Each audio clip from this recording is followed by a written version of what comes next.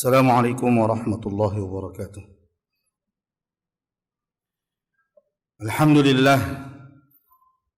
Alhamdulillahilladzi arsala rasulahu bil huda wa dinil haqq liyudhhirahu 'ala ad-dini kullihi wa kafaa billahi shahida. Asyhadu an la ilaha illallah wahdahu la syarika lah wa asyhadu anna Muhammadan 'abduhu wa rasuluhu shalawatullahi wa salamuhu 'alaihi wa ala alihi wa ashabihi wa man tabi'ahum bi ihsanin ila yaumiddin wa sallama tasliman mazida amma ba'du.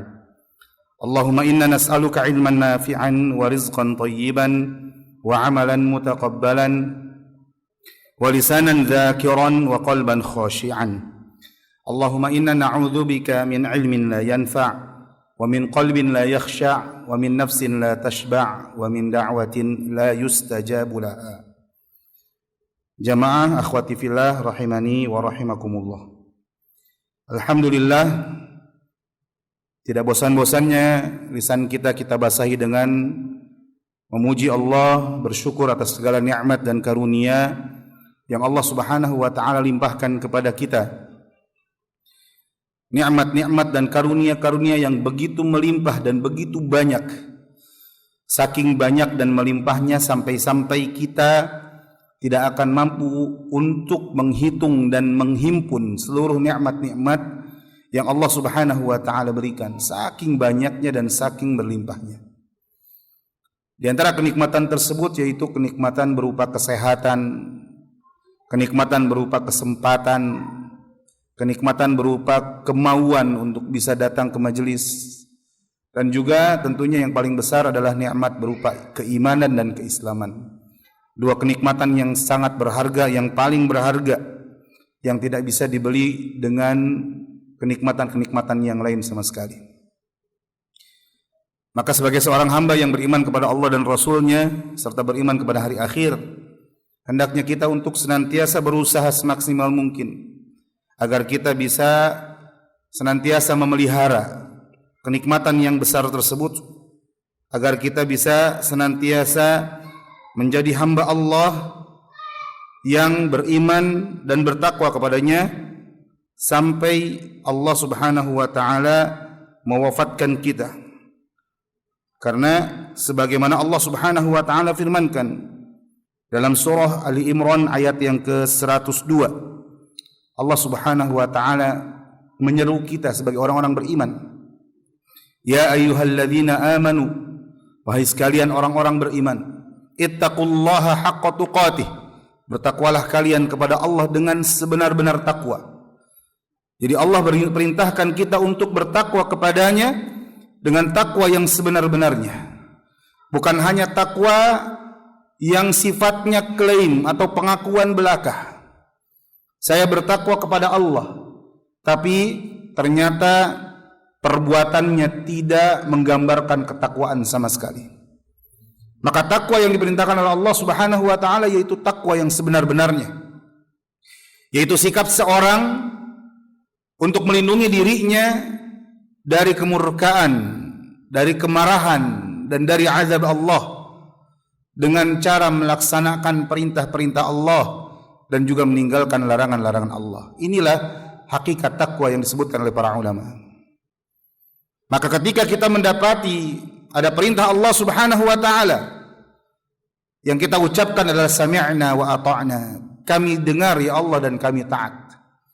Pun demikian ketika ada larangan, walaupun larangan tersebut begitu kita sukai, walaupun apa yang dilarang itu begitu kita gandrungi, maka kewajiban kita sebagai hamba Allah yang bertakwa kepadanya yaitu ketika datang larangan tersebut, maka tetap kita katakan sami'na wa ata'na, kami dengar ya Allah dan kami taat. Inilah sikap seorang hamba, inilah sikap seorang yang beriman, inilah sikap seorang yang bertakwa kepada Allah Subhanahu wa taala. Jamaah akhwati fillah rahimani wa rahimakunallah, di antara akidah dan keyakinan kita sebagai seorang muslim bahwasanya agama kita yaitu agama Islam adalah agama terbaik, adalah agama satu-satunya yang Allah Subhanahu wa taala ridhoi. Allah Azza wa Jalla berfirman, "Innad dina 'indallahil Islam." Sesungguhnya agama itu di sisi Allah hanyalah Islam. Ini dalam Quran surah Ali Imran ayat yang ke-19. Juga dalam ayat yang lain Allah Subhanahu wa taala berfirman, yaitu dalam surah Al-Maidah ayat yang ketiga. Di pertengahan ayat, karena ini ayat yang cukup panjang, di pertengahan ayat Allah Subhanahu wa taala berfirman, "Al-yauma akmaltu lakum dinakum." Pada hari ini aku sempurnakan bagi kalian agama kalian. Wa atmamtu alaikum ni'mati, dan aku lengkapkan bagi kalian nikmatku. Wa raditu lakumul Islam madina, dan aku ridhai Islam sebagai agama bagi kalian.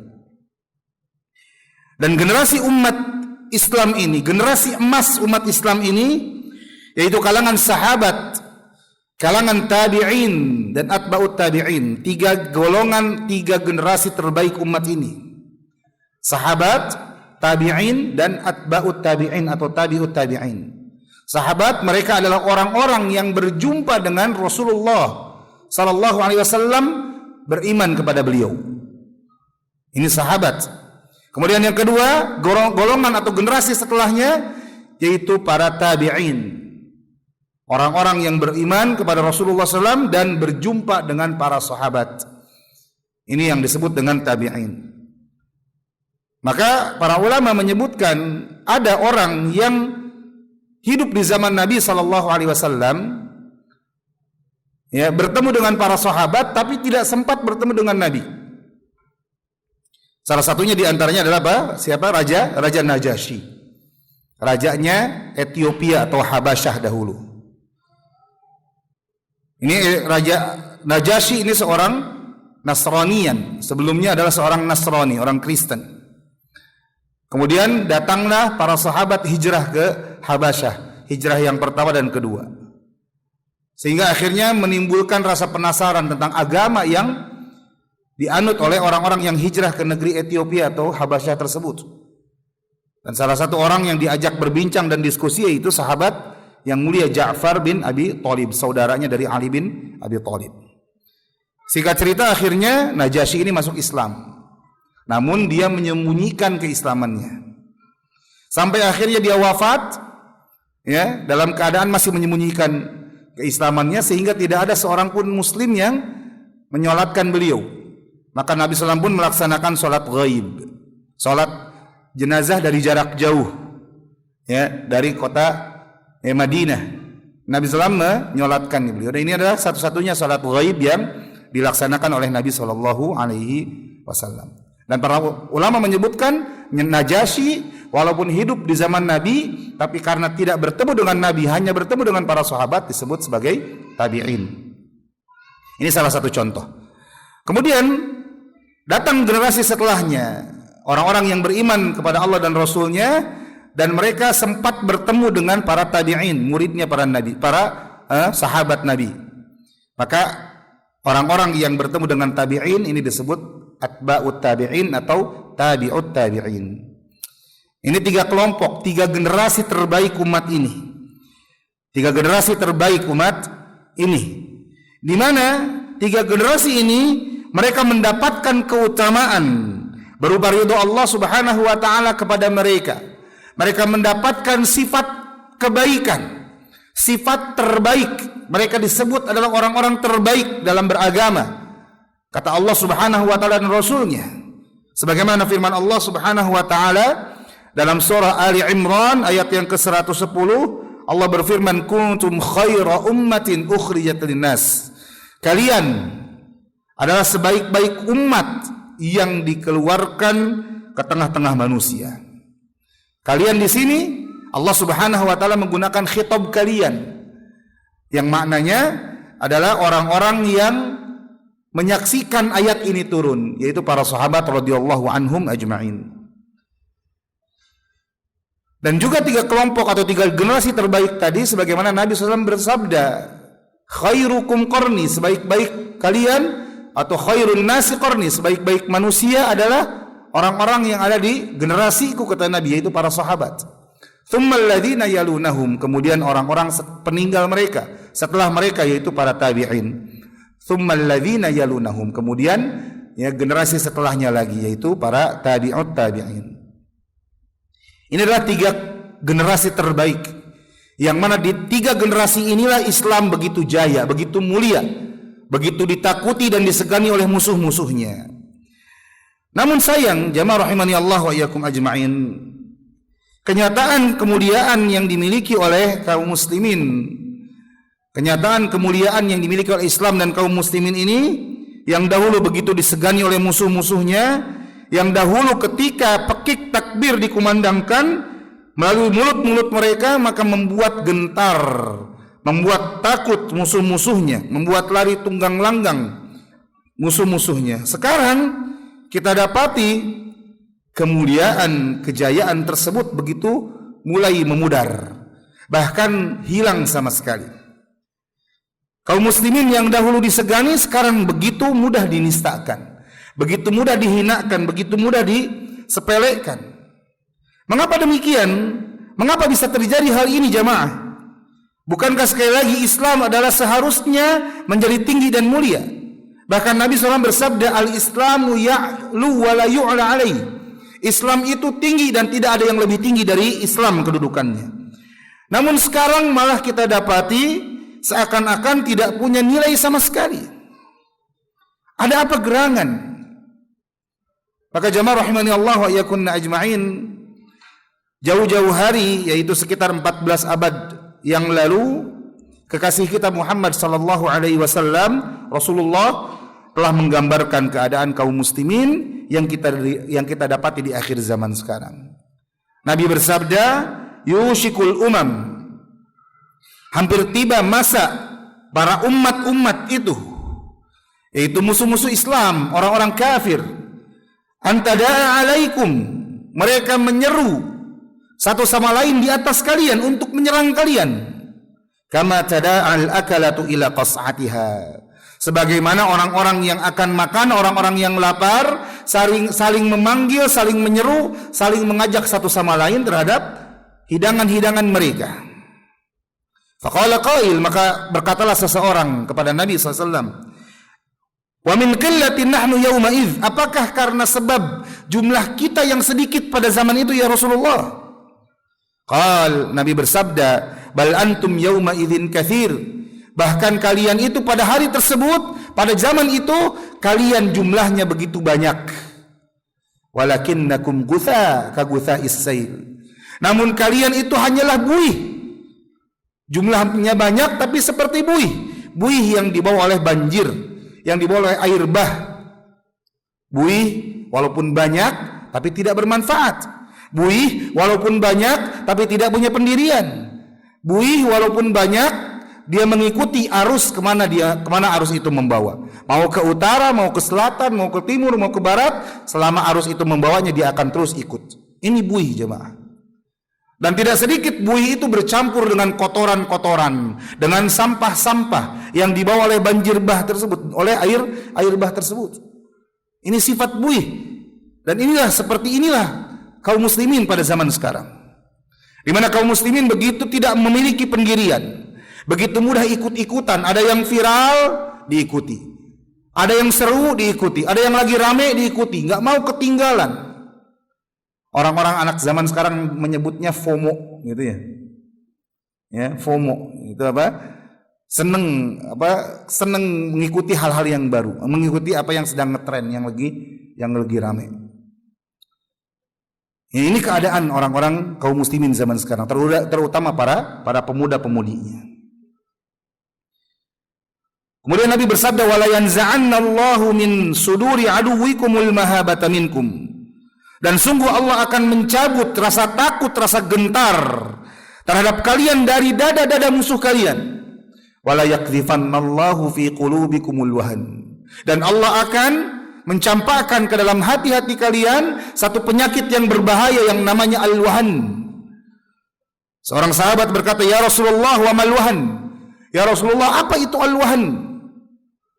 Maka beliau bersabda, hubbud dunya wa karahiyatul maut, tergila-gila dengan dunia, terlalu cinta dengan dunia dan takut mati. Dan ini sifat sikap kaum muslimin pada zaman sekarang. Mayoritas kaum muslimin merasakan penyakit ini, menderita penyakit ini, ditimpa penyakit yang berbahaya ini. Begitu gila-gilanya terhadap dunia, begitu kita cintanya dengan dunia, sampai membuat kita kikir, bakhil terhadap saudara-saudara kita, bahkan bakhil terhadap anak dan pasangan kita. Bahkan tidak sedikit yang bakhil kepada diri sendiri. Ini tidak lain dan tidak bukan disebabkan karena terlalu tergila-gila dengan dunia, terlalu cinta dengan dunia. Padahal dunia sebanyak apapun yang dimiliki, maka pasti akan ditinggalkan. Demikian pula wa karahiyatul maut, rasa benci dengan kematian. Sebenci-bencinya seorang terhadap kematian, maka kematian pasti akan menjemputnya. Mau tidak mau, siap tidak siap, kematian pasti akan datang. Walaupun seorang berlari, melarikan diri, kabur dari kematian, sekencang-kencangnya dia berlari, maka kematian pasti akan mendapati. Allah Azza wa Jalla berfirman, "Qul innal mauta alladhi tafirruna minhu fa innahu mulaqikum." Kata Allah, katakan, sesungguhnya kematian, ya, sesungguhnya kematian yang kalian berlari darinya, maka kematian itu pasti akan menjemput kalian. Kematian itu pasti akan mendatangi kalian, menjumpai kalian. Ini dalam surah Al-Jumu'ah ayat ke-8. Katakan, kata Allah Subhanahu wa taala, sesungguhnya kematian yang kalian melarikan diri darinya, maka sungguh kematian itu pasti akan mendapati kalian. Seorang bagaimanapun dia bersembunyi di satu tempat yang tersembunyi, bahkan mungkin dia bersembunyi di dalam sebuah benteng yang kokoh, yang sangat tinggi, maka Allah Subhanahu wa taala ya tetap bisa menggapainya dengan kematian yang Allah utus, dengan malakul maut yang Allah utus padanya. Kematian pasti tetap akan mendapatinya. Allah berfirman, "Aina ma takunu yudrikkumul maut walau kuntum fi burujin musyayyadah." Dimanapun kalian berada, maka kematian pasti akan mendapati kalian, walaupun kalian sedang bersembunyi di sebuah benteng yang kokoh, yang benteng yang tinggi. Maka kematian pasti akan datang, sebenci apapun kita terhadapnya. Maka jamaah rahimani Allah wa iyyakum ajma'in, apa yang disampaikan oleh baginda Rasulullah SAW dalam hadis ini, kita dapati sudah mulai terlihat dalam dunia nyata, sudah mulai terasa menjadi kenyataan. Kita dapati sebagian kaum muslimin di berbagai tempat, di berbagai penjuru dunia selalu menjadi pesakitan, selalu menjadi korban. Lihat keadaan saudara-saudara kaum muslimin di Palestina. Setiap hari, siang, sore, malam, pagi, senantiasa terus dibombardir. Puluhan tahun lamanya mereka dijajah. Puluhan tahun lamanya mereka direnggut tanahnya, direnggut bahkan nyawanya, hartanya oleh para penjajah dari orang kaum Yahudi, dari Zionis. Kita dapati saudara-saudara kita di Yaman, saudara-saudara muslim Uyghur di daratan Cina, dizalimi di tanah kelahiran mereka sendiri. Kaum muslimin etnis Rohingya di Myanmar dizalimi oleh para aktivis Buddha, bahkan didukung oleh militer negeri mereka sendiri, sampai mereka akhirnya melarikan diri. Kaum muslimin dimanapun terus dan senantiasa menjadi pesakitan dan korban. Ini di tempat yang mayoritasnya itu adalah orang-orang non-muslim. Kaum muslimin hanya sebagai pelengkap hitungan jumlah penduduk di negeri-negeri tersebut. Bahkan di negeri yang mayoritas muslim pun seakan-akan Islam dan kaum muslimin kehilangan kemuliaannya. Begitu kita dapati banyak dari kalangan orang-orang kafir, musuh-musuh Islam, begitu lancangnya mereka berani menghina Islam dan kaum muslimin, menghina Allah dan Rasulnya. Dan ini adalah merupakan bukti nyata terjadinya apa yang disabdakan oleh Rasulullah SAW. Kenapa demikian? Jawabannya adalah jamaah rahimani Allah wa iyyakunna ajma'in, karena kaum muslimin sudah mulai jauh meninggalkan agamanya. Sebabnya karena kaum muslimin sudah mulai jauh meninggalkan agamanya. Terlebih ada kabar lain dari Nabi SAW yang menyebutkan tentang sebab terpuruknya satu kaum.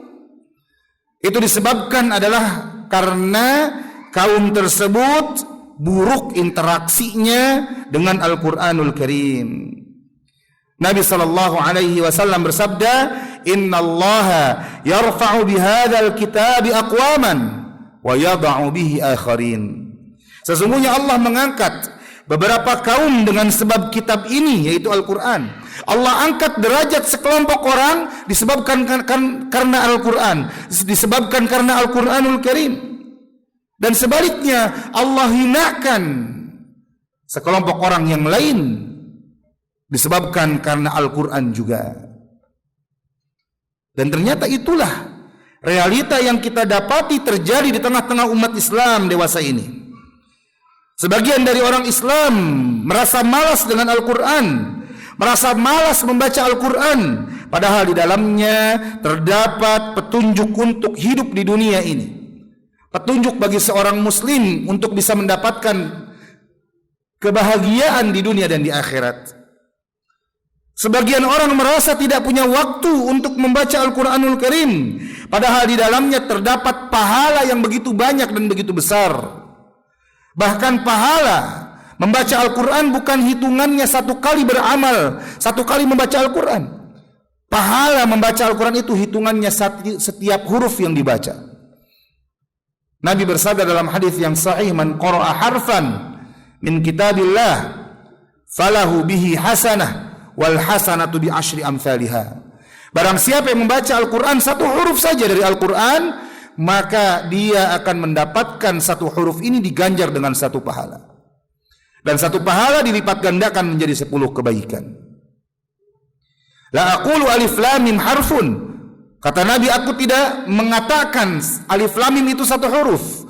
Walakin al alifu harfun wal lamu harfun wal mimu harfun. Namun alif itu satu huruf, lam satu huruf, dan mim satu huruf. Bayangkan jamaah, ketika seorang membaca Al-Quranul Karim sebanyak 3 huruf saja, alif lam mim, ayat pertama dari surah Al-Baqarah saja, dia sudah mendapatkan 3 kebaikan, kemudian dilipat gandakan menjadi 30 kebaikan. Bayangkan kalau yang dibaca itu 10 ayat, 20 ayat, 50 ayat, 100 ayat, 200 ayat. Berapa ratus huruf yang dia baca, berapa ribu huruf yang dia baca, dan berapa pahala yang dia dapatkan karena sebab ibadah yang agung tersebut. Sebagian yang lain merasa tidak sanggup untuk belajar Al-Quran karena sulit katanya. Padahal membaca Al-Quran itu sangat mudah jamaah. Membaca Al-Quran itu sangat-sangat mudah dan sangat mendatangkan kebaikan bagi orang yang membacanya. Allah Azza wa Jalla sendiri yang menyatakan hal tersebut, di mana Allah Subhanahu wa taala menjadikan Al-Quran itu mudah. Allah berfirman dalam surah Al-Qamar ayat yang ke-22, "Wa laqad yassarnal Qur'ana lidzikri fahal mim muddakir." Dan sungguh kata Allah, telah kami mudahkan Al-Quran itu untuk diingat. Telah kami mudahkan Al-Quran itu untuk dicerna, untuk difahami. Maka tidaklah manusia itu mau mengingat dan menghafalkannya. Lihat jemaah rahimani Allah wa iyyakum ajma'in. Allah Azza wa Jalla menegaskan bahwasanya Al-Quranul Karim adalah sesuatu yang sangat mudah dibaca, sangat mudah dihafalkan. Bahkan kita dapati begitu banyak orang-orang yang notabene mereka tidak berbicara dengan bahasa Arab, namun mereka mampu untuk menghafal Al-Quran 1 juz, 2 juz, 10 juz, 20 juz, bahkan 30 juz secara kamilan, secara lengkap.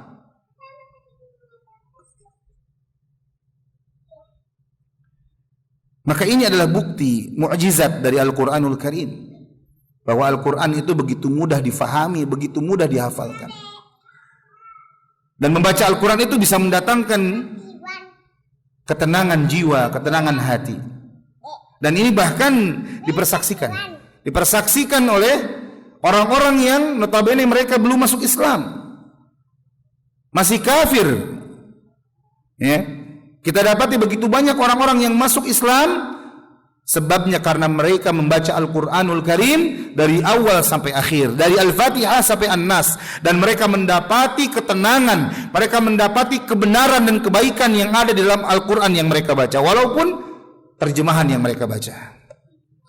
Lantas apa yang menyebabkan kita sebagai orang-orang muslim yang alhamdulillah dengan izin Allah kita dipilih menjadi salah satu orang yang lahir dari ibunda muslimah, lahir dari keluarga muslimah, tapi kok bisa sekalipun dalam hidup kita tidak pernah membaca Al-Quran secara khatmah, secara tamat? Allah musta'an. Dan inilah merupakan kenyataan yang pahit, jemaah. Kenyataan yang pahit di mana sebagian manusia mengaku saya cinta Al-Quran, saya membela Al-Quran, saya memuliakan Al-Quran, namun ternyata dia termasuk orang yang memboikot Al-Quran. Ternyata dia sikapnya malah memboikot, menghajar dan meninggalkan Al-Quranul Karim. Subhanallah. Dan sikap ini jamaah rahimani Allah wa iyyakum ajma'in diadukan oleh Rasulullah sallallahu alaihi wasallam kepada Allah Subhanahu wa taala. Sebagaimana Allah Subhanahu wa taala berfirman dalam surah Al-Furqan ayat ke-27 sampai 30. Jemaah yang pegang mushaf boleh sambil dilihat. Al-Furqan ayat 27 sampai 30. Di mana Allah Azza wa Jalla berfirman, "Wa yauma ya'addu adh-dhalimu 'ala yadayhi." Dan ingatlah hari ketika itu orang-orang yang zalim itu menggigit kedua tangannya. Orang yang zalim itu menggigiti kedua tangannya sebagai sikap menyesali perbuatan-perbuatannya. Yaqulu, dia berkata, ya laitani ittakhadhtu ma'ar rasuli sabila. Duhai celakaku seandainya aku dahulu mengambil jalan bersama dengan Rasul. Seandainya aku benar-benar menjadi pengikut Rasul sallallahu alaihi wasallam. Seandainya aku benar-benar taat kepada perintah Rasul sallallahu alaihi wasallam. Ya wailata laitani lam attakhidh fulanan khalila. Duhai celaka aku, kecelakaan besarlah bagiku, kiranya aku dahulu tidak menjadikan si fulan itu sebagai teman akrab bagiku. Si fulan ini baik setan dari kalangan jin maupun setan dari kalangan manusia yang mengajak kepada kesesatan, yang mengajak kepada keburukan dan kemaksiatan. Andaikan dahulu aku tidak jadikan si fulan itu teman karib, teman akrab. Karena seakrab-akrabnya, sebaik-baiknya, semanis-manisnya bisikan-bisikan syaitan tersebut, jemaah, maka nanti di hari kiamat mereka akan berlepas diri dari perbuatan ajakan keburukan yang mereka lakukan. Allah Subhanahu wa taala menghikayatkan dalam surah Al-Hasyr. Kata Allah, kamathali syaitani idz qala lil insani kfur. Sebagaimana permisalan syaitan ketika di dunia mereka berkata, ukfur, kufurlah kamu kepada Allah. Falamma kafara qala inni bari'um mink, inni akhafullaha rabbal alamin. Maka ketika manusia itu kufur kepada Allah, maka dia pun berkata, aku berlepas diri dari engkau, sesungguhnya aku takut kepada Allah, Rabbnya alam semesta. Maka jangan ikuti petunjuk syaitan, jemaah. Jangan ikuti bisikan-bisikan syaitan. Sekuat apapun bisikan itu, seindah apapun apa yang dibisikkan, senikmat apapun, semanis apapun bisikan itu, maka ingat bahwa nanti di hari kiamat syaitan akan berlepas diri dari semua ajakan-ajakan yang dia lakukan kepada kita. Jangan sampai kita termasuk golongan orang yang menyesal ketika hari itu. Ya wailata laitani lam attakhidh fulanan khalila. Duhai celaka besar bagiku, andai kata dahulu aku tidak menjadikan si fulan, setan itu menjadi teman akrabku. Laqad adallani 'anidz dzikri ba'da idz ja'ani. Sungguh dia telah menyesatkan aku dari zikr, dari Al-Quran, ketika Al-Quran itu datang kepada aku. Memalingkan aku dari Al-Quran ketika Al-Quran menyapaku. Wa kana syaitanu lil insani khadula. Dan syaitan itu akan berkhianat, tidak akan mau membantu manusia nanti di hari kiamat. Lantas Allah Subhanahu wa taala berfirman dalam ayat berikutnya, wa qala ar-rasul, dan Rasul berkata, ya Rabbi, inna qaumi ittakhadhu hadzal qur'ana mahjura. Wahai Rabbku, sesungguhnya kaumku menjadikan Al-Quran itu sesuatu yang diacuhkan. Sesungguhnya kaumku menjadikan Al-Quran itu sesuatu yang ditinggalkan, sesuatu yang diboikot. Jemaah rahimani Allah wa iyyakunna ajma'in. Siapapun di antara kita kaum muslimin dan muslimah yang beriman kepada Allah dan Rasulnya, beriman kepada Al-Quranul Karim, pasti mengaku dengan tegas, saya cinta Al-Quran, saya mengagungkan Al-Quranul Karim. Namun ternyata ketika kita merenungkan, ternyata bisa jadi ada sikap-sikap kita yang ternyata merupakan sikap memboikot Al-Quranul Karim, sebagaimana pengaduan Rasulullah SAW di hadapan Allah Subhanahu wa taala tadi. Kita begitu bersemangatnya memboikot produk-produk yang mendukung Israel yang telah melakukan pembantaian kepada kaum muslimin di Palestina, tapi ternyata sikap kita malah memboikot Al-Quranul Karim, padahal Al-Quran merupakan petunjuk pedoman hidup bagi seorang manusia. Barang siapa yang mau mendapatkan kebahagiaan di dunia dan di akhirat, maka seharusnya dia menjadikan Al-Quran sebagai pedoman, bukan sesuatu yang diboikot. Subhanallah. Benar demikian jemaah. Ada sebagian kaum muslimin, bahkan mungkin kita di antaranya, yang malah lancang berani memboikot Al-Quranul Karim. Subhanallah. Jemaah rahimani Allah wa iyyakunna ajma'in. Al-Hafidh Ibnu Katsir rahimahullahu ta'ala, seorang mufassir terkenal yang menulis sebuah kitab tafsir yang sangat fenomenal yang judulnya Tafsir Al-Qur'anil Azim. Ya. Ini bisa dicatat nama tafsirnya, Tafsir Al-Qur'anil Azim, atau biasa lebih masyhur dikenal dengan nama Tafsir Ibnu Katsir. Tafsir Ibnu Katsir atau Tafsir Al-Qur'anul Azim. Pada jilid yang ke-6 mulai halaman 106 sampai 109, Al-Imam Ibnu Katsir beliau mengatakan, yaqulu ta'ala mukhbiran an rasulihi wa nabiyhi Muhammad salawatullahi wa salamuhu alaihi daiman ila yaumiddin. Allah Ta'ala mengabarkan tentang Rasul dan nabinya Muhammad, semoga salawat dan salamnya senantiasa tercurahkan atas beliau hingga hari kiamat.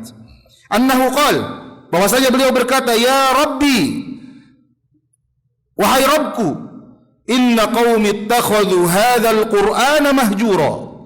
Sesungguhnya kaumku menjadikan Al-Quran ini sebagai sesuatu yang diacuhkan, menjadi sesuatu yang ditinggalkan dan diboikot. Wa dzalika anna al-musyrikina kanu la yusghuna lil Qur'ani wa la yasma'una. Karena dahulu orang-orang musyrikin tidak mau memperhatikan Al-Quran, tidak mau mendengar Al-Quran sama sekali. Kama qala ta'ala, sebagaimana Allah Ta'ala juga menghikayatkan sikap mereka dalam surah Fussilat ayat 26, di mana Allah berfirman, wa qala alladziina kafaru, dan berkatalah orang-orang yang kafir, la tasma'u li hadzal qur'ana walghaw, la tasma'u li hadzal qur'ani walghaw fihi la'allakum taghlibun. Janganlah kalian mendengar baik-baik terhadap Al-Quran ini, bahkan buatlah kegaduhan, buatlah hiruk pikuk terhadap Al-Quran ini, agar kalian dapat mengalahkan mereka, yaitu mengalahkan kaum muslimin. Wa kanu, dan dahulu mereka itu, idza tuliya alaihimul Qur'an, apabila dibacakan Al-Qur'an kepada mereka, aktsarul laghta wal kalama fi ghairi, maka mereka akan membuat kegaduhan, membuat hiruk pikuk, membuat keributan, dan mereka akan berbicara tentang hal lain satu sama lain, sehingga hatta la yasma'u, sehingga mereka tidak mendengar Al-Qur'an. Fahadha min hijrani, maka inilah bentuk memboikot Al-Qur'an yang paling parah, kata beliau. Maka dari perkataan Al-Hafidz Ibnu Katsir rahimahullahu taala ini dapat kita fahami, jamaah rahimani Allah wa iyyakunna ajma'in, dapat kita fahami bahwa bentuk menghajar, bentuk memboikot, mengacuhkan Al-Qur'an yang paling parah adalah ketika seorang menolak untuk mendengarkan Al-Qur'anul Karim, ketika seorang menolak untuk mendengarkan bacaan Al-Qur'an dan malah membuat kegaduhan atau berbicara sehingga akhirnya Al-Qur'an pun tidak didengarkan. Ini bentuk menghajar Al-Qur'an, ini bentuk memboikot Al-Qur'an tingkat yang pertama dan tingkat yang paling parah. Kemudian jamaah rahimani Allah wa iyyakunna ajma'in, dalam kitab tafsir tersebut Al-Hafidz Ibnu Hajar, Al-Hafidz Ibnu Katsir rahimahullahu taala, beliau menyebutkan beberapa bentuk menghajar atau memboikot Al-Qur'an yang lainnya. Beliau berkata, wa tarku ilmihi wa hifdhihi aidan min hijranih, dan di antara bentuk menghajar atau memboikot Al-Qur'an juga adalah ketika seorang tidak mau mempelajari Al-Qur'an dan enggan untuk menghafalkan Al-Qur'an. Dan ini sebetulnya adalah fenomena yang sangat mengherankan. Mengapa demikian? Karena orang yang beriman kepada Allah dan Rasul-Nya, orang yang beriman kepada Al-Qur'anul Karim, tentunya dia akan berusaha semaksimal mungkin agar dapat mempelajari Al-Qur'anul Karim. Karena dia tahu bahwasanya fungsi diturunkannya Al-Qur'an itu adalah untuk dibaca, untuk dipelajari dan difahami, serta kemudian untuk diamalkan. Hal ini senafas dengan perkataan Al-Imam Syekh Muhammad bin Shalih Al-Utsaimin rahimahullahu taala ketika beliau menjelaskan tentang tujuan Allah menurunkan Al-Qur'an. Beliau berkata, "Fal Qur'anul Karim nuzzila li umurin thalathah." Al-Qur'an itu diturunkan untuk 3 tujuan. Tujuan yang pertama yaitu untuk beribadah dengan membacanya. Jadi tujuan Allah turunkan Al-Qur'anul Karim agar seorang hamba beribadah kepada Allah dengan cara tilawah, dengan cara membaca ayat-ayat yang ada di dalam Al-Qur'anul Karim. Karena sebagaimana tadi kita sebutkan hadisnya, bahwa ketika seorang membaca Al-Qur'anul Karim, huruf demi huruf, kata demi kata, kalimat demi kalimat, maka Allah akan mengganjar bacaan tersebut dengan pahala yang melimpah. Satu huruf diganjar dengan satu pahala kemudian dilipat gandakan menjadi 10 kebaikan. Dan tentunya membaca di sini yang dimaksud adalah membaca secara lafaz, sesuai dengan kaidah tajwid, sesuai dengan ilmu qiraah yang dirumuskan oleh para pakar dan ulama Al-Qur'an. Jadi bukan ketika seorang mengetahui dianjurkannya ibadah dengan membaca Al-Qur'an sehingga akhirnya dia pun membaca Al-Qur'an dengan taghanni misalkan, dengan mendayu-dayu, dengan berdendang seperti nyanyian-nyanyian musikiyah yang diharamkan oleh Allah dan Rasul-Nya. Maka seorang yang ingin mendapatkan pahala ibadah dalam membaca Al-Qur'anul Karim, maka bacalah dengan benar, sesuai dengan kaidah tajwid, sesuai dengan kaidah-kaidah ilmu qiraah, bukan ngarang sendiri. Dengan apalagi berdendang, maksudnya untuk memperindah bacaan Al-Quran sehingga akhirnya malah kebablasan, kelewat batas sehingga akhirnya membaca dengan berdendang. Seperti seorang sedang bersenandung atau sedang bernyanyi. Nah, ini bentuk apa? Menghinakan Al-Quran. Bentuk menjatuhkan kemuliaan Al-Quranul Karim. Kemudian yang kedua kata beliau, wa fahmu ma'anihi wal amalu bihi. Yang kedua dan ketiga kata beliau, yaitu memahami maknanya, yaitu melalui tafsir. Memahami makna ayat-ayat Al-Quranul Karim melalui apa? Penjelasan tafsir. Minimal memahami Al-Quran melalui terjemahan-terjemahan Al-Quran yang ada di tangan kita. Karena terjemahan-terjemahan Al-Quran yang banyak beredar di kalangan kaum muslimin itu adalah terjemahan tafsiriyah. Terjemahan yang bersumber dari penafsiran-penafsiran para ulama. Jadi bukan hanya penerjemahan alih bahasa, tapi tafsiriyah. Jadi disesuaikan dengan penjelasan para ulama tafsir. Dan ini akan mendatangkan kebaikan, manfaat bagi kita. Dan yang ketiga tentunya adalah mengamalkan segala apa yang terkandung di dalam Al-Quranul Karim. Ketika ada perintah, laksanakan perintah tersebut. Ketika ada larangan, maka jauhi larangan-larangan tersebut. Ini tiga tujuan Allah Subhanahu wa ta'ala menurunkan Al-Quranul Karim ke tengah-tengah kita. Maka apabila kita baru meraih salah satu dari tiga perkara itu dengan baik, berarti kita hakikatnya baru melaksanakan sepertiga dari tujuan diturunkannya Al-Quranul Karim. Maka janganlah berhenti sampai di situ saja jemaah. Jangan mencukupkan diri, oh alhamdulillah saya sudah baca Al-Quran dengan sesuai tajwid, sesuai dengan kaidah para ulama qiraah. Sudah sampai situ saja, gak mau mempelajari maknanya, gak mau mentadaburi ayat-ayatnya, bahkan tidak mau mengamalkan apa yang terkandung dalam Al-Quran. Ini kekeliruan.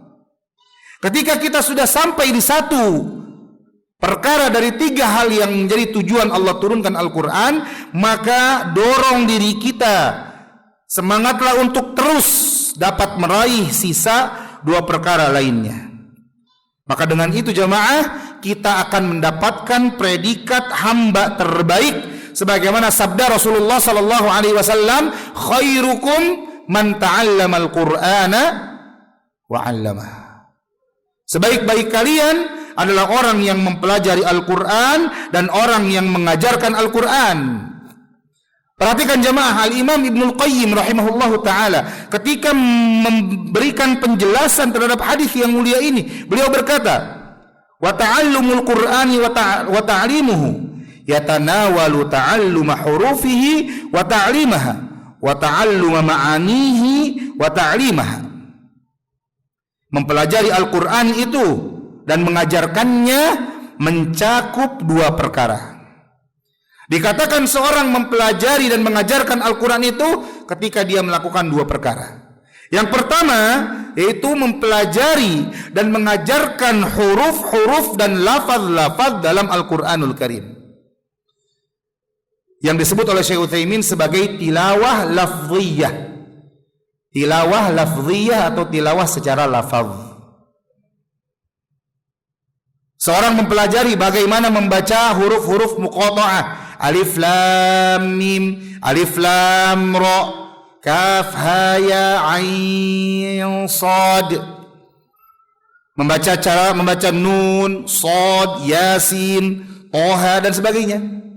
Baca bagaimana huruf nun sukun atau tanwin bertemu dengan huruf qaf, apa yang dibaca, bagaimana cara bacanya, bagaimana sifat qaf, ya, tafkhim atau tarqiq, bagaimana sifat ra ketika berharokat dengan sukun, ketika berharokat dhammah dan fathah, dan juga ketika berharokat kasrah.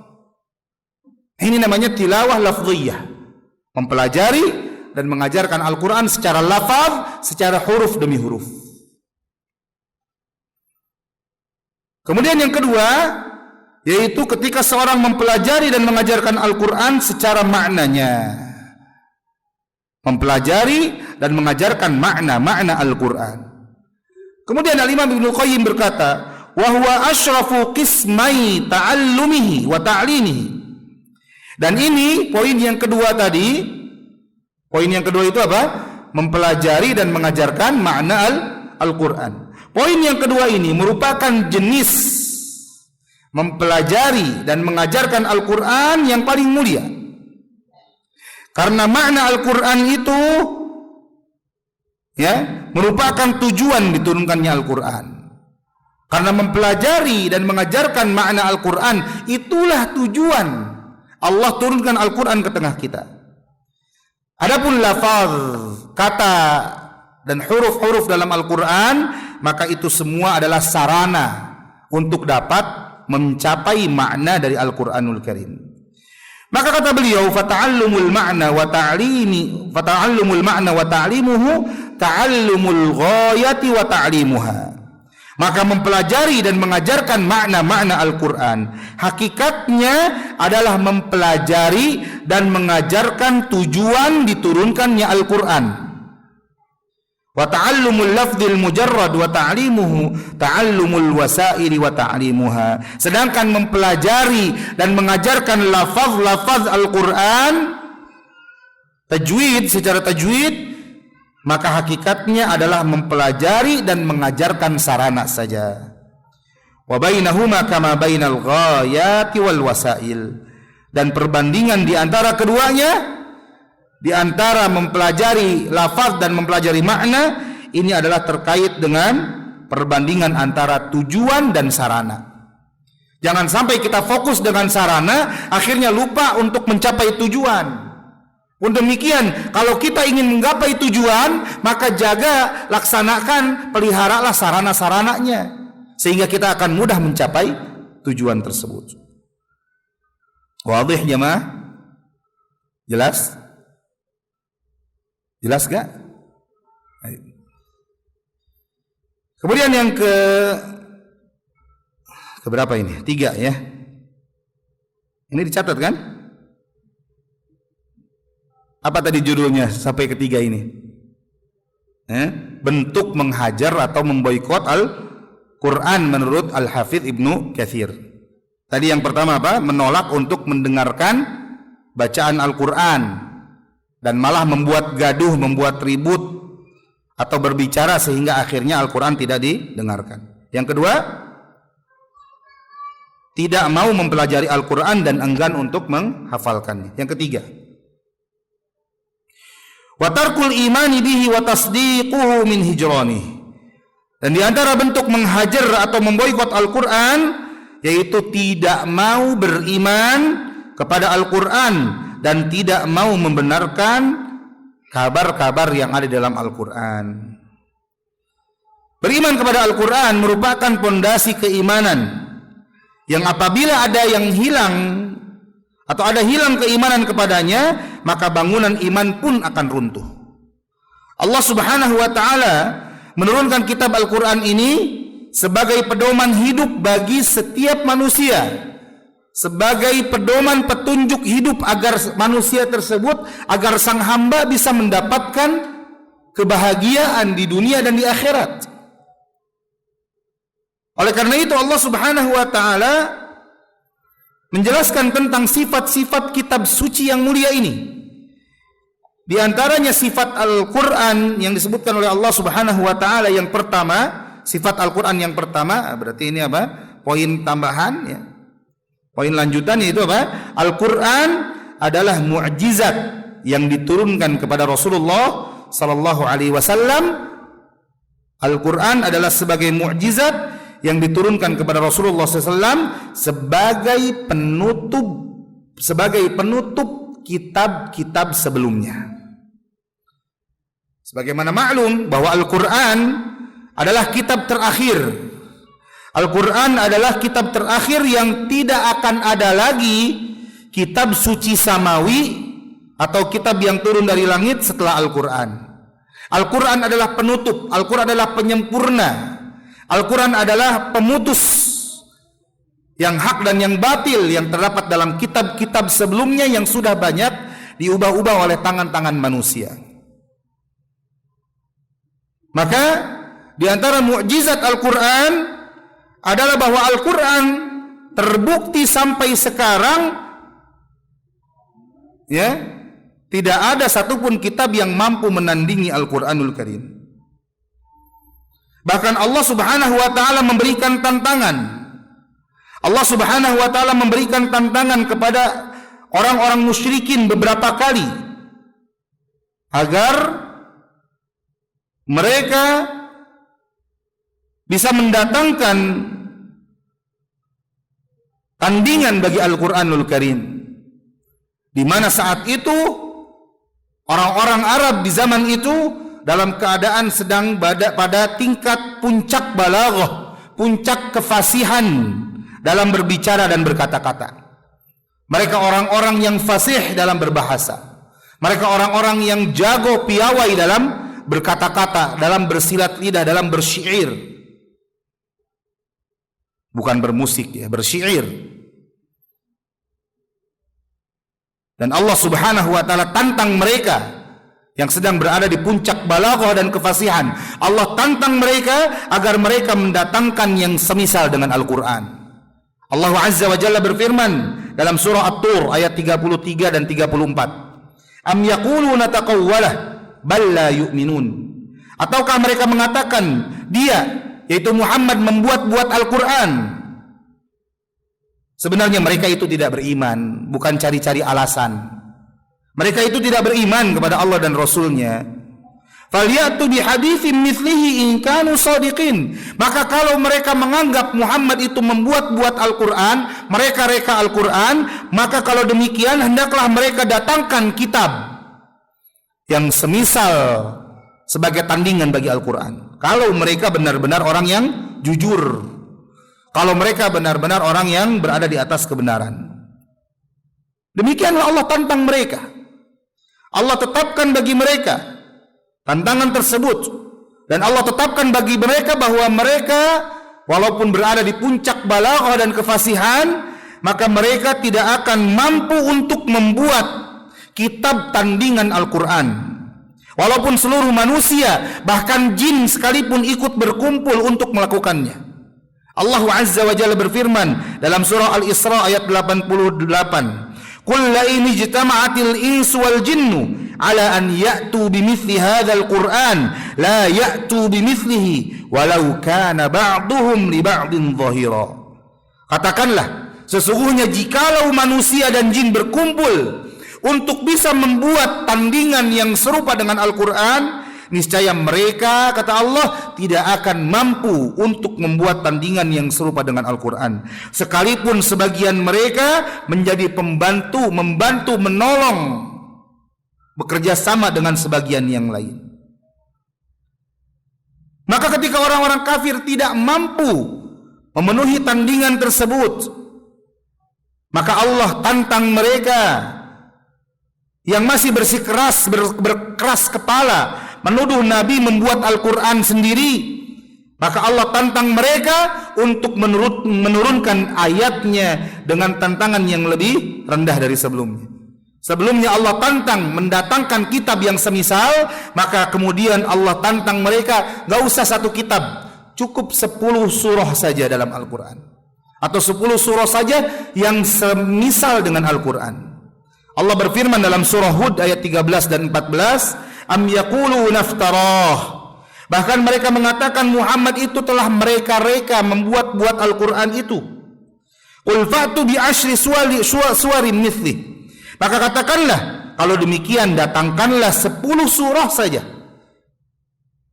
10 surah saja muftarayatin yang mereka buat untuk mampu menyamai Al-Quran. Wad'u man istata'tum min dunillahi in kuntum shadiqin. Kemudian panggillah, serulah orang-orang yang mereka inginkan selain Allah untuk membantu mereka kalau mereka benar-benar jujur. Fa in lam yastajibu lakum, maka kalau kalian tidak mampu melakukannya, fa'lamu annama unzila bi'ilmillah, maka ketahuilah bahwasanya Al-Quran itu diturunkan dengan ilmu Allah. Wa alla ilaha illahu, dan ketahuilah bahwasanya tidak ada Tuhan yang hak Tidak ada Tuhan yang benar kecuali Allah, kecuali Dia. Fahal antum muslimun? Maka maukah kalian berserah diri kepada Allah, Tuhan semesta alam? Namun sekali lagi jamaah, walaupun tantangan itu dikurangi bebannya menjadi 10 surah saja, maka tetap tidak ada satupun orang musyrik, tidak ada satupun orang kafir yang mampu mendatangkan tandingan bagi Al-Quranul Karim. Maka Allah berfirman dalam surah Al-Baqarah ayat ke-23 dan 24. Allah berfirman, "Wa in kuntum fi raibin mimma nazzalna ala 'abdina." Dan kalau kalian masih terus berada dalam keraguan terhadap kitab yang kami turunkan kepada hamba-Ku yaitu Muhammad, fa'tu bi suratin mithli, maka datangkanlah yang semisal dengan Al-Quran itu. Cukup 1 surah saja, nggak usah 10 surah, apalagi 1 kitab yang menjadi tandingan serupa dengan Al-Quran. Cukup 1 surah datangkan, kata Allah. Wad'u syuhada'akum min dunillahi in kuntum shadiqin. Kemudian serulah para penolong-penolong kalian selain Allah tentunya, kalau kalian benar-benar jujur. Maka Allah tegaskan dalam ayat berikutnya, fa illam taf'alu, maka kalau kalian belum mampu melakukannya, walan taf'alu, dan kalian pasti tidak akan mampu melakukannya, fattaqun nar, maka takutlah kalian kepada api neraka, allati waquduhan nas wal hijarah, yang bahan bakarnya itu adalah manusia dan bebatuan. Uiddat lil kafirin, yang neraka itu disediakan bagi orang-orang yang kafir. Kemudian Allah Subhanahu wa taala juga menyebutkan, poin yang kedua, menyebutkan sifat Al-Qur'an, yaitu bahwa Al-Qur'an adalah kitab yang paling otentik. Ini di antara sifat Al-Qur'an adalah bahwa Al-Qur'an merupakan kitab yang paling otentik dan akan senantiasa terjaga keasliannya sampai hari kiamat. Ini adalah salah satu mukjizat Al-Qur'an, bahwa Al-Quranul Karim adalah kitab suci yang Allah jaga, yang Allah akan terus jaga keotentikan keasliannya.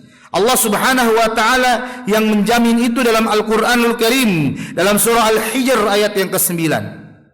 Dalam Al-Hijr ayat ke-9 Allah berfirman, "Inna nahnu nazzalna dzikra wa inna lahu lahafizun." Sesungguhnya kamilah yang menurunkan Al-Quran dan kamilah yang akan menjaga kemurnian, keotentikannya dan penjagaannya. Penjagaan di sini jamaah rahimani Allah wa iyyakum ajmain, bukan hanya penjagaan di dalam mushaf-mushaf yang tertulis saja, tetapi juga penjagaan di dalam dada-dada manusia, di dalam dada-dada hati-hati, jiwa-jiwa para huffazul Quran, para hafizul Quran. Karena Allah telah memudahkan kitab ini agar bisa dihafal oleh manusia. Allah berfirman dalam ayat yang tadi kita sempat bacakan, surah Al-Qamar ayat 22, "Walaqad yassarnal Qur'ana lidzikri fahal min muddakir." Dan sungguh kami telah mudahkan Al-Quran itu untuk diingat, untuk dihafalkan, maka tidaklah manusia atau tidakkah manusia mau mengingat dan menghafalkannya.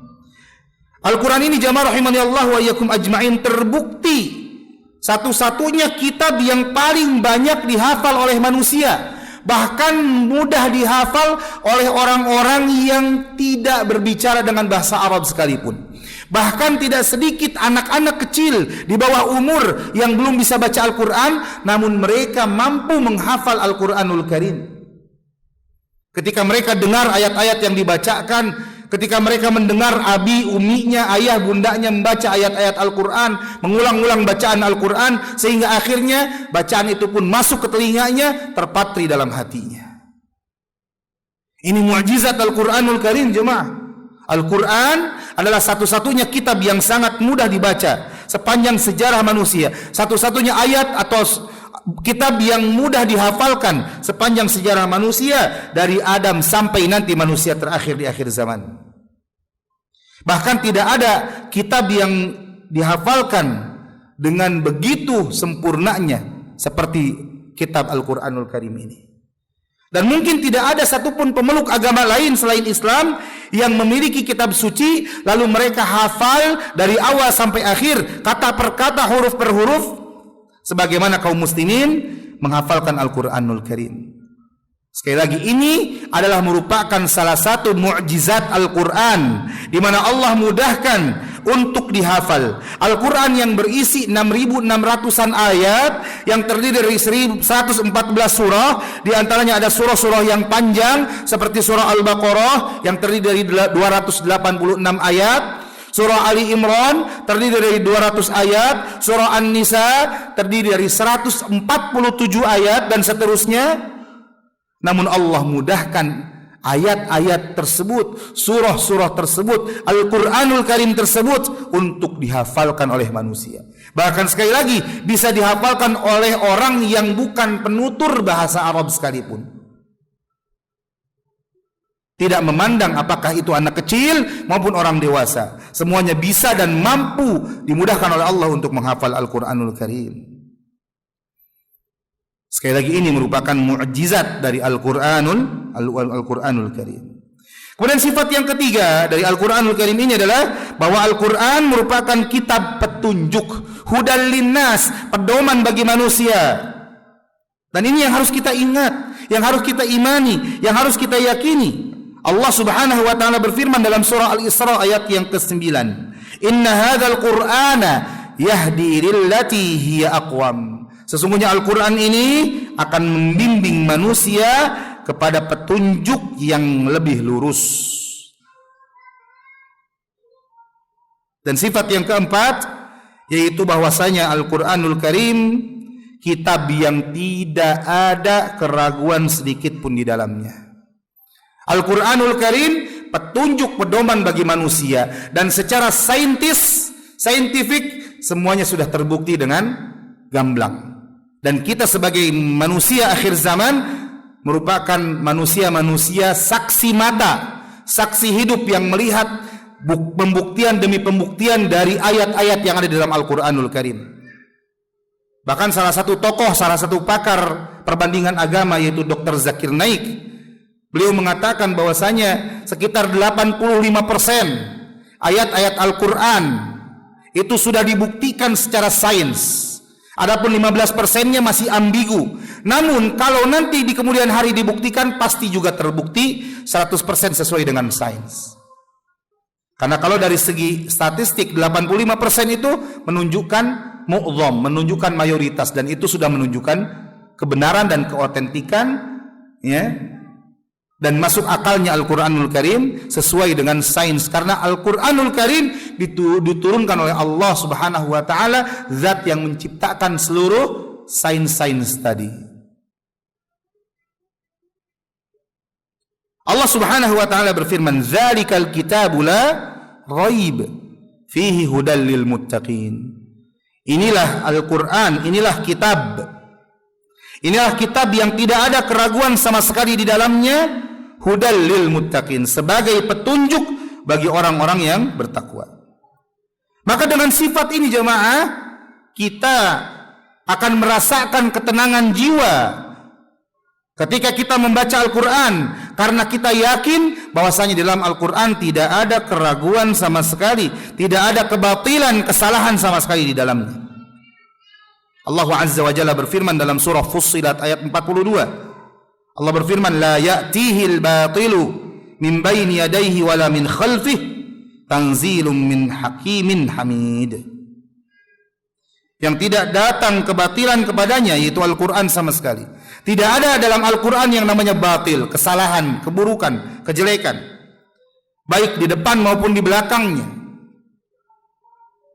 Yang diturunkan dari zat yang maha bijaksana lagi maha terpuji. Ini bentuk yang ketiga jamaah rahimani Allah wa iyyakum ajma'in, dari bentuk menghajar atau memboikot Al-Quran yang dijelaskan oleh Al-Imam Al-Hafidh Ibnu Katsir rahimahullahu ta'ala. Yang keempat, kelima, keenam, ya insyaallah kita akan bahas di pertemuan berikutnya. Untuk perjumpaan kita cukup sampai di sini. Insyaallah kalau tidak ada halangan, Kalau nggak salah tanggal 16 kita akan bertemu kembali. Semoga Allah mudahkan kita untuk bisa hadir dan bisa menyimak kelanjutan dari penjelasan ini, bagaimana kita seharusnya berinteraksi dengan Al-Quran, dan jangan sampai kita malah berinteraksi buruk dengan Al-Quran, yaitu dengan memboikot Al-Quran sehingga akhirnya na'udzubillah kita malah dihinakan oleh Allah Subhanahu wa taala karena sebab memboikot Al-Qur'anul Karim. Ini mungkin apa yang bisa disampaikan di pertemuan kita kali ini. Sisa waktu kalau masih ada waktu dipersilakan kalau ada yang ingin tanyakan atau didiskusikan. Wallahu a'lam bishawab. Saya kembalikan kepada moderator.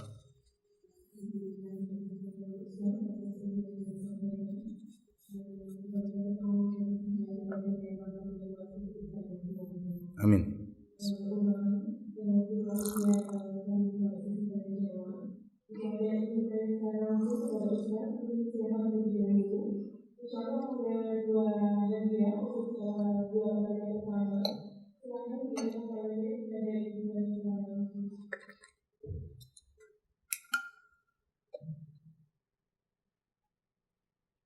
Nah, itu ada hadiah itu. Ada yang mau nanya? Silakan.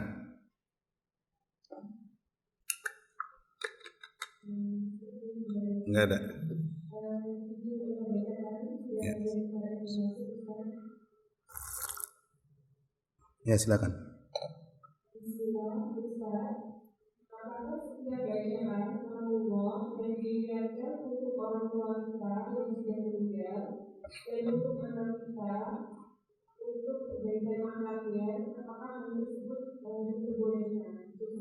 Iya. Baik, terkait dengan mengirimkan bacaan Al-Quran, ya, bacaan Al-Quran untuk orang yang sudah wafat, ya. Maka dalam masalah ini terjadi khilaf para ulama. Dalam masalah ini terjadi khilaf para ulama, di mana sebagian ulama menyatakan bahwa sebagian ulama mengatakan bahwasanya membacakan Al-Quran dan mengirimkan bacaan Al-Quran tersebut atau pahalanya kepada orang yang sudah meninggal itu tidak sampai. Tidak sampai. Dan ini pernyataan dari sebagian besar para ulama dari kalangan mazhab Syafi'iyah. Dalam mazhab Syafi'iyah. Dan ini juga pendapat yang dibawakan oleh Imam Ibnu Katsir rahimahullahu taala. Walaupun memang dalam mazhab Syafi'iyah sendiri ini terbagi atau berbeda pendapat, berbeda pandangan.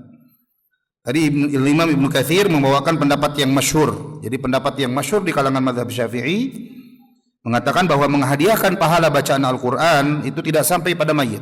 Ini mazhab Syafi'i. Sekali lagi, walaupun sebagian ulama dari mazhab Syafi'iyah yang lainnya berpendapat sampai. Dalil mereka menyatakan bahwasanya bacaan Al-Quran itu tidak sampai kepada orang yang meninggal adalah firman Allah Subhanahu wa taala dalam surah An-Najm ayat yang ke-39. Allah berfirman, wa allaisa lil insani illa ma sa'a, dan bahwasanya seorang manusia itu tidak akan memperoleh selain apa yang hanya diusahakan olehnya. Maka mengenai ayat tersebut Al-Imam Ibnu Katsir menjelaskan, wa min hadhil ayah istanbata Asy-Syafi'i wa man tabi'ahu anna al-qira'ata la yasilu ihda'a thawabiha ila al-mauta. Dari ayat ini Imam Syafi'i dan para ulama Syafi'iyah berpendapat bahwasanya bacaan Al-Quran itu tidak sampai pahalanya pada sang mayit. Kenapa? Li'annahu laisa min amalihim wala kasabihim. Ya, karena bacaan itu bukan bagian dari amal yang dia lakukan. Bukan pula usaha yang dia perbuat. Walihada lam yandab ilaihi Rasulullah sallallahu alaihi wasallam ummatahu wala hathahum alaihi.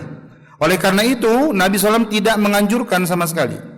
Kita tidak dapati satupun dalil dari Nabi yang menganjurkan agar kita membacakan Al-Quran dan mengirimkan pahalanya bagi orang yang sudah meninggal. Tidak ada pula dalil yang menyebutkan Nabi SAW menganjurkan dan memerintahkan hal tersebut. Wala arsyadahum ilaihi binassin aw wala ima. Tidak pula Nabi SAW menunjukkan hal tersebut untuk melakukannya. Tidak ada nas atau dalil, tidak ada bukti otentik yang menyebutkan tentang hal tersebut. Wala yunqal an ahadin minas sahabati radhiyallahu anhum. Dan tidak ada satupun riwayat yang dinukilkan dari seorang sahabat pun radhiyallahu anhum yang menyebutkan tentang diperintahkannya hal tersebut. Walau kana khairan la sabaquna ilaihi. Kemudian Al-Imam Ibnu Katsir menyebutkan sebuah kaidah, kalau itu adalah perbuatan yang baik, niscaya Rasulullah, para sahabat sudah mendahului kita. Wa babul qurubat yuqtasaru atau yaqtasiru fihi 'alal nusus. Dan terkait dengan perkara-perkara yang bersifat qurubat, mendekatkan diri kepada Allah, maka itu semua hanya berkaitan dengan dalil. Harus terkait dengan dalil dan tidak boleh dengan kias-kias dan tidak boleh disandarkan dengan pendapat-pendapat manusia selain Rasulullah sallallahu alaihi wasallam. Adapun kata beliau, fa amma ad-du'a was sadaqah fa dzaka mujma'un ala wusuliha. Adapun ya yang sampai itu adalah doa. Ketika kita mendoakan kebaikan untuk sang mayit, orang yang sudah meninggal, maka doa ini sampai. Kebaikannya akan dirasakan oleh orang yang sudah meninggal tadi. Demikian pula sedekah. Sedekah yang diniatkan untuk orang yang sudah meninggal ini pun sudah atau sampai kepada orang tersebut. Baik. Adapun pendapat yang lain, yaitu dalam kalangan mazhab ulama Hanafiyah dan ulama Hanabilah atau Hambali, mereka berpendapat bahwa boleh membaca Al-Quran untuk mayit dan menghadiahkan pahala bacaan Al-Quran tersebut untuknya. Sampai kata mereka. Al-Imam Ahmad berkata, segala amalan kebaikan untuk mayit, maka itu bermanfaat karena adanya dalil yang menerangkan hal ini. Kaum muslimin di berbagai negara pun secara kompak membacakan Al-Quran dan membacakannya untuk mayit, dan hal itu tidak ada pengingkaran dari para ulama. Sehingga hal itu dianggap sebagai ijma' atau kesepakatan di antara kaum muslimin. Demikian ini yang disebutkan oleh Al-Imam Al-Buhuti atau Al-Imam Al-Bahuti, salah satu ulama besar Hambali. Nah, pendapat yang mana yang lebih benar? Wallahu a'lam bishawab. Kalau orang-orang dari kalangan kaum muslimin di Indonesia, di mana mereka katanya bermadzhab Syafi'i, namun ternyata amalan yang mereka lakukan tidak sesuai dengan mazhab Syafi'i dalam perkara ini. Ya.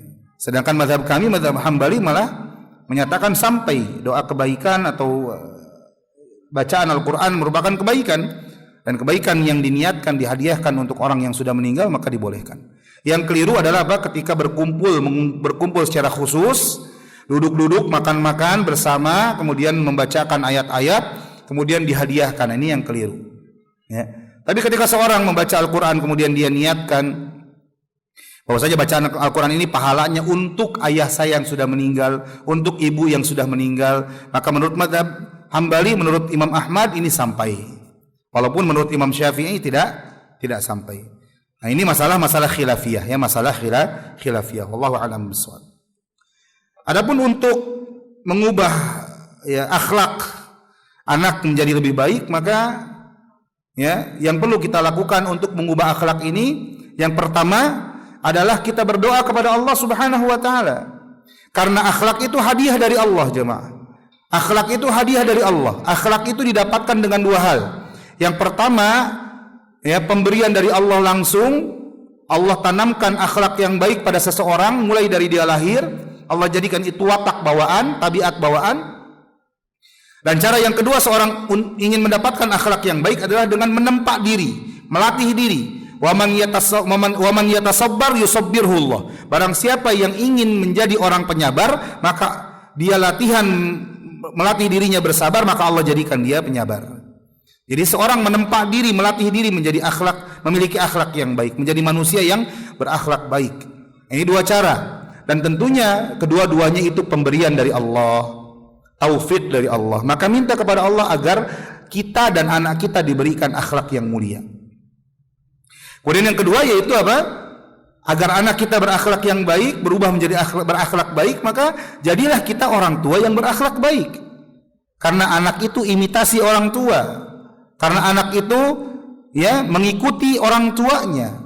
Orang tua itu teladan yang paling dekat, yang paling nampak, yang paling jelas di hadapan anak-anaknya. Maka jadilah orang tua yang berakhlak baik, insya Allah dengan itu anak-anak kita pun akan ikut baik. Wallahu a'lam bishawab.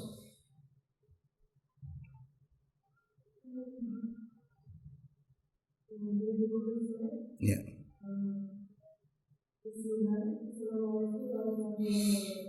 Waalaikumsalam.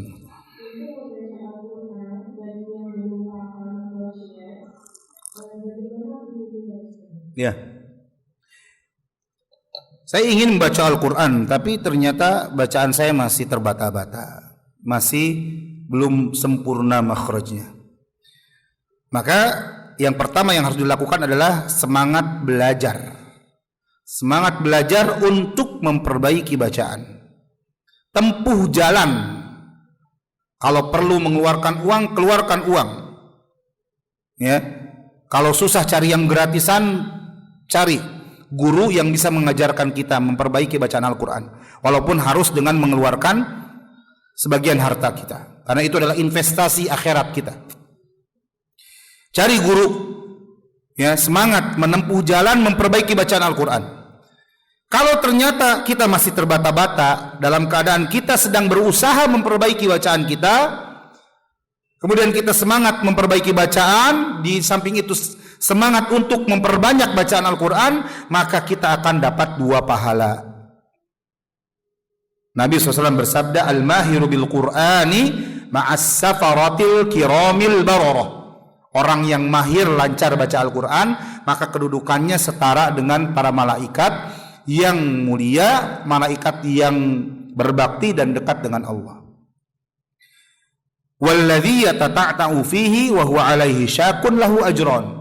Adapun orang yang belum mahir baca Al-Quran, belum lancar, masih terbata-bata, ya, satu kata harus diulang 2-3 kali baru bisa lanjut kata berikutnya. Huruf kha kadang jadi ha kadang jadi ha, do kadang jadi do, so kadang jadi so, gitu ya. Zo kadang jadi do, jadi zo atau jo, gitu ya.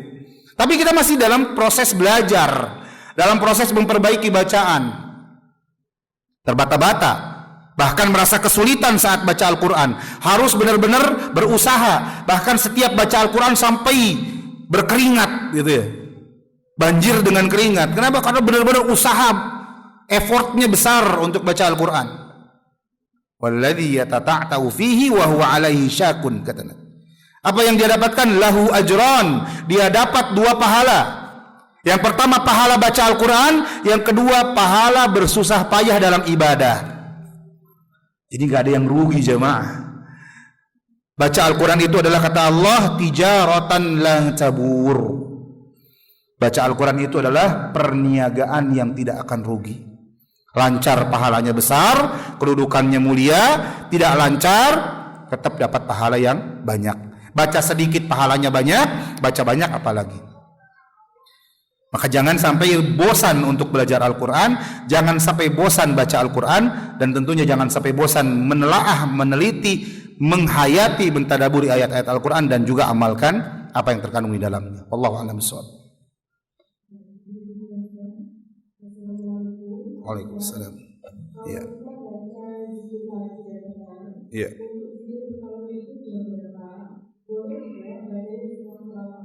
Iya. Para ulama menjelaskan waktu zikir pagi dan petang ini waktu yang cukup luas. Kapan zikir pagi dimulai? Zikir pagi dimulai adalah setelah sholat subuh. Sampai kapan? Sampai matahari meninggi. Sampai dikatakan pagi, masih pagi. Sampai masuk waktu duha itu masih dibolehkan untuk baca zikir. Ini masih masuk apa? Waktu zikir azkarus sabah, zikir pagi. Adapun zikir petang, maka itu dimulai dari setelah asar. Jadi benar sebagaimana pertanyaan, boleh memulai zikir petang dari setelah asar. Walaupun yang afdol kata para ulama apa? Itu menjelang maghrib. Menjelang maghrib, karena ya menjelang maghrib ini adalah waktu sebelum masuk waktu malam. Ya. Karena di dalam zikirnya kan ya, hadhil lailah gitu kan. Ada kalimat apa? Hadhil lailah. Itu apa? Malam ini. Ya, malam ini. Ini malam. Jadi ya, ini menunjukkan bahwa waktu yang afdol pembacaan zikir petang adalah menjelang maghrib. Tapi kalau dibaca setelah asar langsung boleh, atau bahkan setelah maghrib juga dibolehkan. Masih dibolehkan untuk membaca zikir petang. Ala kulli hal ya, bahwa membaca zikir pagi petang ini waktunya panjang insyaallah. Jangan sampai seorang hamba ya, kita seorang muslimah melewatkan hari, melewatkan pagi dan sore tanpa berzikir kepada Allah Subhanahu wa taala, karena hakikatnya kata para ulama, zikir pagi dan petang khususnya adalah hisnul muslim. Perisai, pelindung, penjaga bagi seorang muslim di hari dan juga di malam harinya. Wallahu a'lam bishawab. Masih ada? Baik. Waalaikumsalam.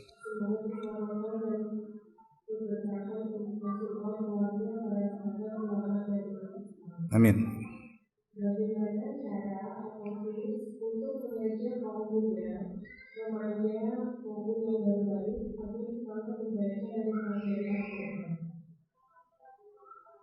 Tips mengajak anak-anak muda untuk semangat membaca Al-Quran. Oh, ini jadi daurah lagi nih. Ya. Baik, yang pertama tentunya apa? Ketika kita mengajak kebaikan, maka jadilah pelopor kebaikan itu. Ketika kita mengajak satu kebaikan, mengajak para pemuda untuk baca Al-Quran, semangat baca Al-Quran, maka yang pertama adalah jadilah kita pelopor dalam kebaikan itu. Jangan sampai kita ngajak, ayo para pemuda, ayo para pemudi ngaji yuk, tapi kitanya sibuk dengan HP. Masuk masjid, langsung buka HP. Enggak Ustadz, saya buka HP karena buka aplikasi Al-Quran di HP. Ya betul, alhamdulillah kalau buka aplikasi. Tapi begitu banyak godaannya. Baru juga a'udzubillahi minasyaitonirrajim, alif lam mim, centring, masuk WA di atas. Baru alif lam mim, baru 30 pahala gitu. Centring masuk WA. Akhirnya wah, WA dari grup lagi ini, lagi rame grupnya gitu. Akhirnya tersibukkan. Nah ini kekurangan baca Al-Quran dari mushaf, aplikasi mushaf di dalam HP ya. Maka sekali lagi, ketika kita ingin mengajak kebaikan, maka jadilah pelopor kebaikan itu. Karena keteladanan itu adalah dakwah yang paling baik. Dakwah itu jamaah, yang paling baik itu bukan mengajak dengan kalimat, dengan persuasif, bukan. Tapi dakwah yang paling baik adalah dakwatun bilhal, dakwah dengan contoh, dengan sikap. Ya. Baru setelah itu kita ajak ngobrol, kita ajak diskusi terkait dengan Al-Quran, gitu ya. Ya. Semangati mereka untuk baca Al-Quran, ajarkan mereka untuk baca Al-Quran. Ya. Ketika mereka sudah mampu lancar baca Al-Quran, maka insya Allah semangat mereka akan tumbuh. Ya. Apalagi mulai diberikan hafalan-hafalan Al-Quran, maka insya Allah akan mulai tumbuh. Tapi namanya anak-anak muda, gitu ya. Anak-anak muda, bahkan mereka yang tinggal di ma'had tahfidz sekalipun, naik turun, fluktuatif. Sebagaimana kita juga fluktuatif, keimanan kita naik turun, pasang surut, gitu ya. Maka harus terus diberikan semangat, tasji, motivasi. Misalkan contohnya kita bacakan kisah-kisah tentang para ulama dahulu. Bagaimana Imam Syafi'i, yang umur 6 tahun sudah hafal Al-Quran, umur 10 tahun sudah hafal kitab Muwatta yang isinya ribuan hadis, umur 17 tahun sudah bisa berfatwa. Ini Imam Syafi'i. Tapi beliau tetap menghadapi kendala-kendala saat belajar, saat menghafalkan Al-Quran. Sampai-sampai kalimat yang terkenal, perkataan terkenal yang beliau ucapkan, syakautu ila waqi'in su'a hifdhi. Aku mengadukan kepada Imam Waqi', guruku, akan buruknya hafalanku. Lihat, umur 6 tahun hafal Al-Quran, tapi beliau mengaku buruk hafalannya kepada Imam Waqi'. Fa'arsyadani bitarkil ma'asi, maka beliau mengajakku, mengarahkanku untuk meninggalkan kemaksiatan. Ya, fa'arsyadani ila tarkil ma'asi, faqala innal ilma nurun wa nurullah la yuhda li'asin. Kemudian beliau pun berkata bahwasanya ilmu Allah itu adalah cahaya dan cahaya itu, ilmu itu adalah cahaya Allah, dan cahaya Allah tidak akan diberikan kepada orang yang maksiat. Jadi perintahkan, ajak mereka, anjurkan mereka untuk senantiasa menjauhkan diri dari maksiat. Jauhkan mereka dari HP, jemaah. Para pemuda itu nggak perlu HP. Bahkan kita pun kalau misalkan disuruh milih, lebih baik nggak perlu HP. Nggak usah pakai HP. Pakai telepon rumah seperti dulu lagi gitu. Kenapa? HP ini begitu melalaikan, jemaah. Begitu melalaikan, begitu menyibukkan hati kita, menyibukkan jiwa kita, menyibukkan pikiran kita. Jadi musuh Al-Quran zaman sekarang adalah HP. Musuh Al-Quran zaman sekarang adalah HP. Makanya kami di ma'had kami benar-benar melarang keras santri pegang HP hatta ketika pulang. Kalau kedapatan ada santri main HP di rumahnya dan itu kita kontrol, maka santri itu dibotak, dihukum, jemaah. Ya. Kenapa? Karena kita ingin menyelamatkan mereka dari kelalaian dari HP ini, kerusakan yang timbul dari HP. Karena mereka hakikatnya nggak butuh HP, nggak ada anak-anak yang butuh HP, itu nggak ada. Ya. Kalau misalkan dikatakan butuh Ustaz, sekarang ujian pakai HP, ya ujian saja pegang HP-nya.